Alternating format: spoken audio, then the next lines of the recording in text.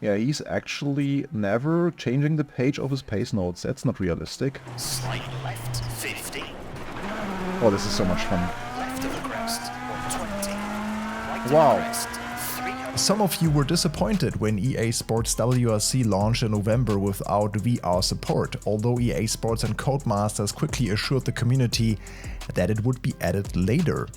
With the release of version 1.8, virtual reality has finally arrived for PC rally drivers, although, as recently announced, in beta status. Yannick and I have tested this beta with headsets that are not on the list of tested devices. He has the Pico Neo Free Link and I still have the Pimax Crystal with me, expecting Rally to be one of the most intense VR experiences. Let's jump in and find out if this is the update EA Sports WRC desperately needed. I am Michel, welcome back to Overtake, and before we could get WRC running on our VR headsets, we had to disable the OpenXR toolkit, which normally allows for some tweaking and thus significant performance gains. In the initial version of this beta, this would cause the game to freeze or not load at all most of the time.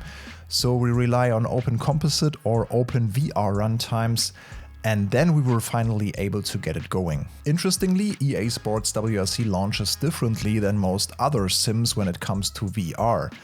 While you would normally see a Steam window with the option to launch on your screen or in VR, WRC simply launches in a virtual screen inside your headset and only asks players to confirm if they want to play in VR after the game's intro when your VR headset is attached to your PC. Enable VR? Okay, let's jump into the virtual world of WRC. Let's go. All of the menus are displayed as a virtual flat screen in your VR view. If you already have the standard option enabled to launch the stage preview in VR, this will be the first time you see things in 3 dimensions before you get into the cockpit of your rally weapon of choice. When in VR mode, you have an extra menu in the settings to customize some things like the fixed horizon option, which changes the rotation of the view so that it is no longer tied to the car, which is much smoother and a must for anyone who suffers from motion sickness. At least I found that to be the case. Once there, tackling the stages in VR was fun and intuitive, although the visuals were not the prettiest. Things seemed a little blurry, but that only really matters when you're stationary. Hurtling down a hill at nearly 200 kph doesn't leave so much time to admire the scenery, and when you crash, even the vignette did not really help me to prevent an uncomfortable feeling in my stomach and brain. Handbrake and the shifter pretty close to what I experience here in the VR view. Also, wheel rotation fits perfectly. 5, 4. In WRC I always use 550 degrees, and Go 90. let's just Turn square get it on the left, stage don't now. turn. Alright, Slight right into slight left of the crest. yeah, leveling of the horizon Tightens 4. kinda helps smoothing it out. Cut 80. Feels pretty good to me. Jump 50. 6 right, 100. Okay, the first jump. Ooh, On crest. yeah, G-forces are missing, Half so long, my body cut, doesn't really like 40 that. open end.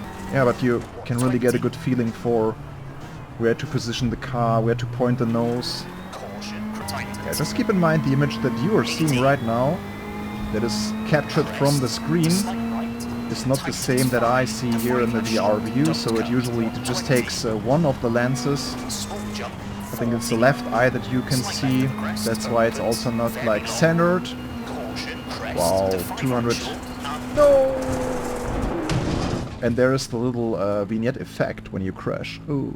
If you are not used to it, keep it easy at first, e.g. with some slower historic cars on flat stages without too many altitude differences and a good view into the corners. I think Mediterraneo is not too bad, Oceania, probably Estonia, and Rally Monte Carlo. These are quite easy and foreseeable.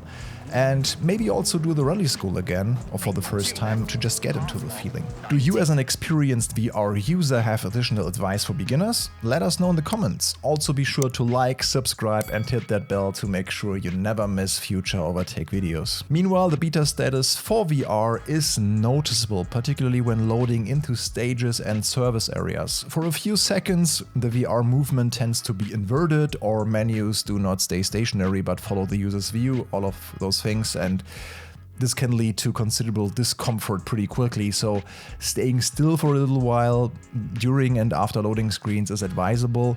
And I also turned off the 3D preview option of the stages because it just caused some of these things I just mentioned. So once it is running properly though, VR can be quite an advantage when zipping through the stages.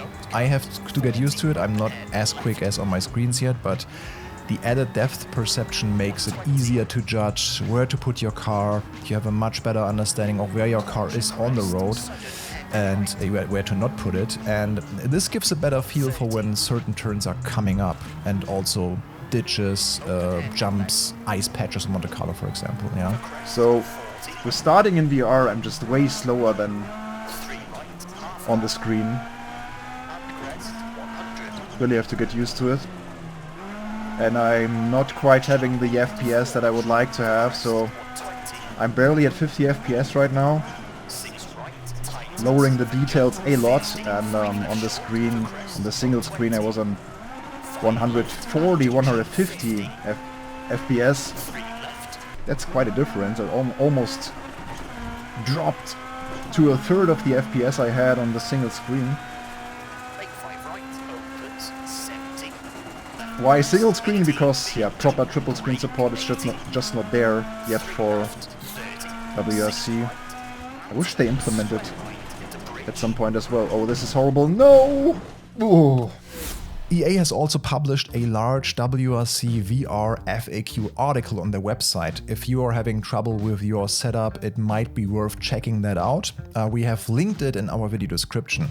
You can also check out our article on overtake.gg to learn more about the rest of the patch notes for this latest update. Calling the VR part a beta kind of takes away the opportunity for a full review, verdict and critique in a way. It's kind of a double-edged sword. On the one hand, we can be happy that VR support is here in general and that Codemasters has dedicated resources to working on it, while they were getting rid of the third-party service provider that did it for their previous games, for example also for Dirt Rally 2.0. While it is certainly impressive and a whole new perspective on this game, my experience has not been as smooth and polished as with other racing titles, for now.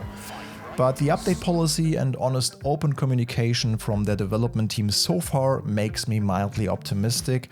Yeah, if you have been waiting to purchase WRC just for the VR experience, give it a try and refund via Steam if it does not work properly on your system. I'd say that's the way to go for everyone who said no VR, no buy half a year ago. Let us know about your experience down there in the comments. Thank you for watching, and yeah, maybe you will also enjoy the MotoGP 24 review that will be on the channel tomorrow, so I will link this here once it's released with Emily. A new game, for example, that doesn't have VR at all and probably will never have, so we can be happy that at least VR arrived for WRC now. See you next time, bye bye.